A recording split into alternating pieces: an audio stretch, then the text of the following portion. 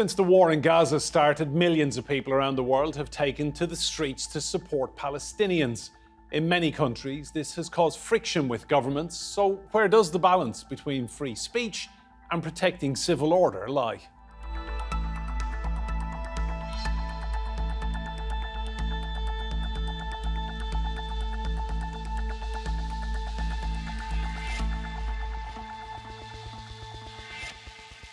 Hello and welcome to Roundtable. I'm Enda Brady. Now, in the UK, pro-Palestinian demonstrations have taken place nearly every week since the war started.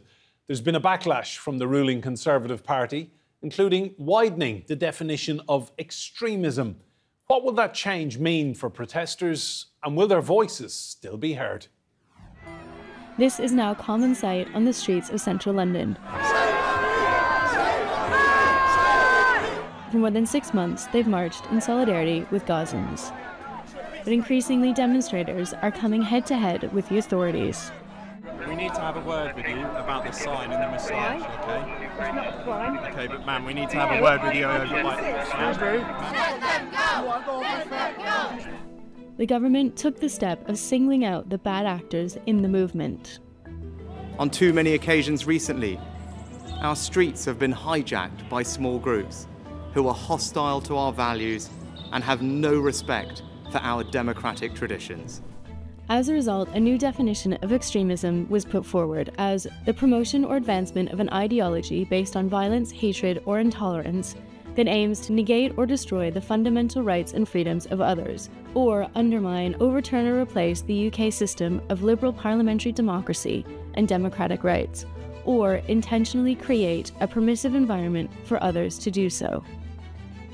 This is a definition, not a law, so any organisation deemed to fit the description will be blocked from government funding and meeting officials. A formal list of prescribed groups hasn't been published yet, but some examples have been given. Organisations such as the Muslim Association of Britain, which is the British affiliate of the Muslim Brotherhood, and other groups such as CAIR and MEND, give rise to concern for their Islamist orientation and views. In response, the Archbishops of Canterbury and York said the new definition inadvertently threatens freedom of speech, the right to worship and peaceful protest, and risks disproportionately targeting Muslim communities who are already experiencing rising levels of hate and abuse. But other European countries have gone further. Germany has banned "From the River to the Sea," a protest slogan calling for a Palestinian homeland. Meanwhile, France, Austria, and others have denied permission for pro-Palestine marches to go ahead. In the UK, attempts to deter protesters so far have been unsuccessful. Is this latest governmental move an attempt to silence dissenting voices, or a genuine tackling of extremist outliers hijacking peaceful demonstrations? Well, let's bring in our guests. Joining us from Paris is Yasser Louati. He's a political commentator and human rights advocate. In Chicago, in the United States, Maggie Slavin. She's Operations Director of the Council on American Islamic Relations. CAIR is a civil rights and advocacy group. And here with me in the studio, we have Ibrahim Abul Essad. He's a Palestinian researcher and activist. And Norman Baker. He is the Liberal UK former Home Office Minister. And Norman, I'll come to you first. You understand the workings of politics in this country, in and around Westminster. Why has the government suddenly brought in this definition of extremism after years and years? Because the Prime Minister is beholden to the far right of the Conservative Party. The far right of the Conservative Party is very pro-Israel. They don't like the fact that there's been massive demonstrations in favour of Palestine and against what's happening in Gaza. By the way, peaceful demonstrations nearly entirely. And the result of that has been to introduce a law which is designed to act against those demonstrations on a very partisan basis. But, you know, the law is deeply flawed. We already had a law which protected people against hate crimes. That was in law already. We've got, obviously, laws against violence. They're in the statute book already. And this new law, for example, says that we want to penalise people who undermine democracy. Well, given that the Prime Minister's predecessor, Boris Johnson, prorogued Parliament, took Parliament away illegally, perhaps the government should be prosecuting itself. It's a redefinition, isn't it? But suddenly this was speeded up because of all the protests. Yes, I mean, the protests are perfectly peaceful, and it worries me if we have a government which seeks to impose new laws on a partisan basis based on the demonstrations they don't like, which is what's happening. Ibrahim, the timing of all of this is quite curious, isn't it? Suddenly, every weekend, tens of thousands of people calling for a ceasefire peacefully on the streets of London. And as Norman says, the right-wing faction of a right-wing party really didn't like that. Of course, and I think we can't look at this in a vacuum. It's not taking place in a vacuum. And when we look at an individual like Michael Gove, he is somebody who was a founder of the Henry Jackson Society that shares funders with individuals that donate to the IDF, Tommy Robinson, and Katie Hopkins. Michael Gove was also responsible for the Trojan Horse affair that attempted to spread the idea that there was going to be an Islamist takeover of schools across Birmingham. This is an individual that was an ardent supporter of the invasion of Iraq and an ardent supporter of Zionism. He also represents the interests of bodies such as Prevent, that survey Muslim communities across Britain. So is it really a surprise that one of the organizations that he mentioned, Cage International, an organization that works tirelessly on combating Prevent, is also one of these organizations that he attempts to be seen as extremists just because they are supporting individuals calling from the river to the sea every other weekend, while also working to defend people across the global south that may be affected by the British state in terms of silencing their voices? Maggie, you're in the United States. What's it been like for the last 6 months? I mean, have you seen a crackdown on freedom of speech when it comes to speaking out in favour of a ceasefire and the people of Gaza? Yeah, good question. So unlike the UK, the United States has the Constitution, which has in writing the First Amendment, which does protect ordinary citizens' freedom of religion, freedom of press, speech, assembly, and petition, but as it pertains to the public sphere. So that means you can peacefully protest without restriction, usually, generally speaking, though we have seen some arrests of people who have been out protesting, but those are usually due to technical violations, due to blocking traffic or some things that are technically illegal. However, I will say that the public has widely accepted and supported protests in support of Palestine, which is a huge, massive shift from even 7 months ago, prior to October 2023. If you were to go out to a support for Palestine rally, you would see maybe, 50, 100 people. Now it's thousands and thousands and thousands of people. And the overwhelming majority of Americans support a ceasefire. Nearly 70% of the general population, especially the voting public, supports a ceasefire. So I think there's a lot of frustration, and that's why we're seeing a lot of, I'm sure you're seeing in the UK too, a lot of mass demonstration. Now, when it comes to the private sector, or even when it comes to public universities, CAIR has seen, the Council on American Islamic Relations, we have seen a huge uptick in students and even professors, tenured professors at public universities that are afraid that they are in trouble with the university for teaching about Palestine. And this is something that our executive director does make a note of, that we have never seen this type of censorship before, especially from public universities, especially from, institutions of learning that go back hundreds and hundreds of years. For example, the University of Michigan, just this past weekend or the weekend previously, there's a huge crackdown on a student protest there. And so that's definitely giving some confusion about the First Amendment right to protest as it pertains to government and the public sphere. Yasser, give us your impressions of the last few months in France. Have you seen a crackdown on people's right to protest or freedom of speech in France with regard to the Palestinian issue? Well, when it comes to France, cracking down on civil liberties, especially when you are supporting Palestine or standing against Islamophobia, cracking down is the norm. The exception is to have the right to express yourself. For example, at the beginning of the onslaught on Gaza, the Minister of Interior, Gérald Darmanin, tried to set up a directive that would de facto and by default prohibit pro-Palestinian marches, and the exception would be to allow them. When we had leading Palestinian figures coming to France to expose what they are witnessing in the West Bank or in Gaza, they were actually banned from entering France. But we also have to be careful when we think that freedom of speech in the West is the norm. It is not. It is the privilege of speech. It is not new that in the US, if you support Palestine, maybe a bit different today, you do get blacklisted from mainstream media, and the same applies to the UK and France. As for the sacrosanct freedom of speech upheld by our so-called liberal democracies, it would be interesting to look back at the last, let's say, 5 to 6 years to see how governments have systematically suppressed voices critical of anti-Muslim legislation, and to see that governments in the UK or in France or in the US also crack down on journalists themselves. In the case of France, 3 examples can summarize how profoundly hypocritical Western countries are when it comes to freedom of speech. The first one, Khaled Moulay Idriss in Mauritania, when he drew a cartoon about Emmanuel Macron as a snake, he was blacklisted by the French embassy. Ariane Lavrieux, who made an investigation on how France armed the Egyptian dictatorship, which in return bombed civilians by the Libyan border with the help of French airplanes. She got arrested and put under house arrest. The case of satirist Guillaume Meurice, who by criticizing Netanyahu, found himself also summoned for explanation. So we don't necessarily, or I don't think we have a freedom of speech. What we do have is a privilege of speech. As long as you say what fits the government, then you have a right to say it.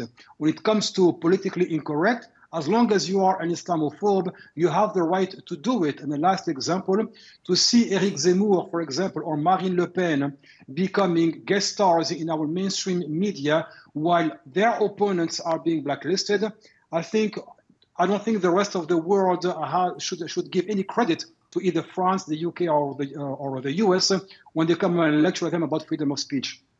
Norman, are you worried about this kind of crackdown on what people think and how they express it? Yes, I am. And I'm also worried by the way the media portrays matters, because we're led to believe that the demonstrations, the pro-Palestinian demonstrations, are full of extremists. They're full of white English people, mostly, as a matter of fact. They're full of Jews. The Jewish population in London is out there protesting against the Israeli government, which is abominable in the way it behaves itself. But there's a wider issue here, because the media is following the government line, as has been said, actually, in France. And that's very worrying. You know, we're presented, for example, at the moment with this condemnation of Iran for attacking Israel. Well, I don't agree with Iran attacking Israel, but the way it's presented is Iran has started us. It didn't. Israel started it by attacking the Iranian territory, which is what it legally is, the consulate in Damascus. That's Iranian territory. So they started that. That's not presented in the news in that way. But it's also becoming, and it's part back to the extremism definition of the UK government, it's becoming more difficult to express a view if somebody is offended by it. Well, you know, I mean, you have to be able to offend people in a democracy. Of course, you don't have hate speech and so on, but you have to say what you think about things. And I don't want a situation where people can say you can't say that because someone somewhere is offended by it. But that's the road we're going down. Ibrahim, you've been on the marches in London. I've seen them routinely referred to by Conservative politicians as hate marches. Again, it's just an attempt to demonise the march, but the significance lies in the fact that these marches have prevented Israel from carrying out many of the atrocities that it wished. For example, the displacement of over 2 million people into the Sinai Desert, the invasion into Rafah. It is putting pressure upon councillors, whether they be in Chicago, councillors in Michigan, councillors across the United States, on pressuring the Biden administration to call for an immediate ceasefire. This is Netanyahu's worst nightmare, in order to not be able to get the support from the United States and Britain as a result of these protests. But one thing we must make vividly clear, as somebody that has attended and helped organise these protests at least 9 out of 10 times that they've been organised since October, we will not be intimidated.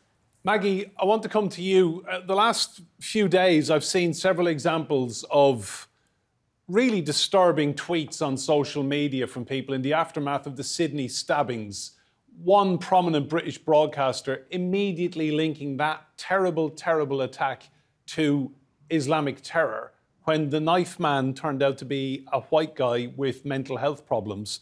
How dangerous is some of what we're seeing online. Surely governments will be better off tackling that at source. Yeah, that's a really good point. And unfortunately, we're also seeing the same thing here in the United States. It's also important to put into context that Chicago has more Palestinians per capita than any other state in the nation, even surpassing Michigan, which has the largest Arab American population, but Chicago and Illinois have the largest Palestinian American population in the United States. So unfortunately, the United States government doesn't really have an interest in cracking down on this type of hate speech. For example, just to give like a personal example from my personal experience, for speaking out against Islamophobia, I was actually doxxed recently, like a month or two ago. And I remember like reporting, reporting the accounts and reporting the posts. And then immediately or an hour later, I got messages being like, oh, this doesn't violate our safe space Twitter site, or X now, said, oh, it doesn't violate our policies. So just carry on. And I just remember thinking, wow, like that's pretty wild. And for me, I'm not in as much danger as somebody who, for example, is like visibly Muslim or a person of color trying to maintain their safety online. And for example, like we're just seeing a lot of nonsense on Twitter and X, as I'm sure you guys are seeing as well. Like a lot of our Congress people, especially our Republican Congress people, are saying, oh, the Israel must defend itself against this unprovoked attack by Iran. And most educated people, most people who are plugged in know what's going on, know that this was not an unprovoked attack. So this just kind of really revs up the base of the Republican Party. And it also just kind of has this like spillover effect to where we're seeing that kind of hatred kind of play out in interactions against Muslim Americans. So for example, CAIR, the organization that I work for, we've seen a massive uptick in hate incidents and hate crimes since October 2023. And I do think a lot of that is the fact that like trolls and hate speech is completely allowed online, and our government has no interest in like regulating that or interfering in that. Yeah, sir, what's the situation like in France with regard to online hate speech? Oh, well, online hate speech is such that the government now is doing it instead of the far right. When we see Emmanuel Macron passing the anti-separatism law of 2020, which allows the government to not only violate laicité in the name of defending it, it also allows the government to shut down Muslim organizations without having to make a legal case against them. They also passed, he had this discourse in which he said the government should intervene in mass elections, should people be losing power, and talking about the people who are supported by the government. But when we see that again and again, Marine Le Pen, the leader of the far right, is herself again, felt to be the next president in France. When you see that Éric Zemmour, despite his humiliating loss during the last presidential election, is still being held as an influential ideologue. And when you see that wealthy people like Vincent Bolloré, who own the media conglomerate CNews and other news like Europe, etc., which have become openly far-right mouthpieces, hate speech online sometimes is dwarfed by the more respectable faces of French politics. But if I could come back to what has been just said before me, we should not discount or minimize the deep belief held by our public office holders and politicians and people at the highest levels of the government, that they don't feel that like they owe any accountability towards the people. So yes, we might see marches, we might see people dissenting and writing op-eds and holding rallies, etc. It does not mean our governments will backtrack. And this is where people's sovereignty has literally been minimized to becoming not even symbolic. Because when you have these million men and women marches in London or elsewhere in the US, and despite all that, governments keep supporting Israel and keep inviting the mouthpieces of the genocidal regime in Tel Aviv, it shows you that there is a complete disconnect between those in power and those who are supposed to be seeking accountability for them. And as for the British host who published that abhorrent tweet. How seriously can we take our media when their own hosts can publish such a thing and then never be held accountable? We have seen people being cast aside, fired for supporting Palestine. Yet when we see people posting racist tweets and having racist stances in the public space, not only they get no punishment, but they also get promoted. So I think these are really times to worry as citizens, and we cannot expect the best from our policymakers until we continue pressuring them and holding them to account. Norman, I want to take a look at a series of tweets that were posted up by Michelle Froome. She is the wife of the four-time Tour de France champion Chris Froome, who I know very well and I've interviewed many times over the years. I was quite shocked to read this. Froome now rides for an Israeli professional cycling team called Premier Tech. She has written on Twitter, "We don't want your religion. We don't want your beliefs. It is not compatible with modern civilization." She then went on to say, "There are no innocent Gazans." And she finished off saying, "Muslims are no longer the minority they claim to be. They are a drain on modern society." I mean, why do people feel this is acceptable to go online and say this? That sounds like 1930s language to me, to be perfectly frank with you. It's fairly extreme, isn't it? It's very extreme, and it's demonising a group of people based on their ethnic origin, which is what happened in the 1930s, as people in Israel ought to know very well indeed. So that does worry me. I think what's happened in Israel, particularly, happens in the West as well, is that particular attributes of individuals are demonised by the media and by politicians, and that becomes the truth. For example, the word terrorism. Who is a terrorist? Well, according to the Xi Jinping in China, the Dalai Lama is a terrorist. He's a man committed to absolute peace.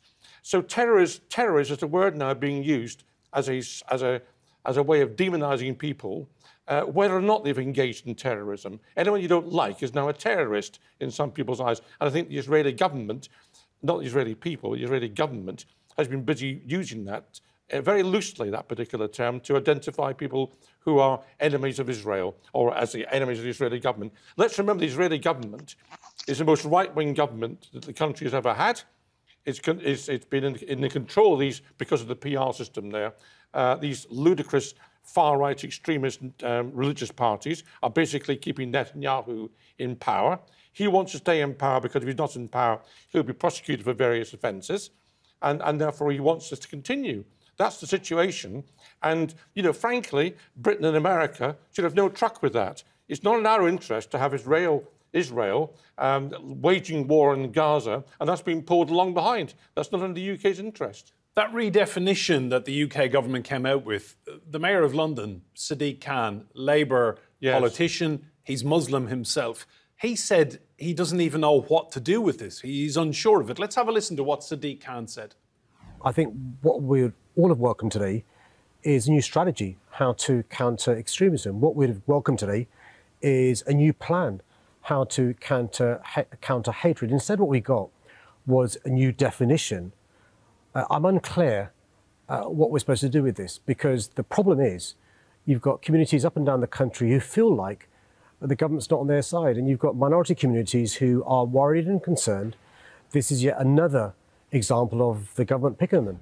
So, Ibrahim, the Mayor of London doesn't even know what to do with this new redefinition. I mean, it's all very strange, isn't it? Yeah, and even Conservative ministers themselves have not agreed with this definition. And one thing that we must make vividly clear is that Michael Gove, the Conservative Party, Joe Biden, as well as the French government are active participants in the death of over 40,000 Palestinians in the space of 6 months, the killing of over 15,000 children since October, the targeting of every major mosque, the targeting of every major school, the raids that frequently take place in every major hospital, and the siege of the El Shifa hospital, of which people are still finding corpses being buried underneath the sand. Hearing tweets that there are no innocents in Gaza genuinely makes me chuckle as a Palestinian from Gaza that has never returned home. Maggie, final question to you. I mean, if the polls are to be believed, Donald Trump is coming back and will be your next president from January next year. If we can believe all the voting intentions, can you see life and freedom of speech improving for minorities in the United States under a Trump 2.0?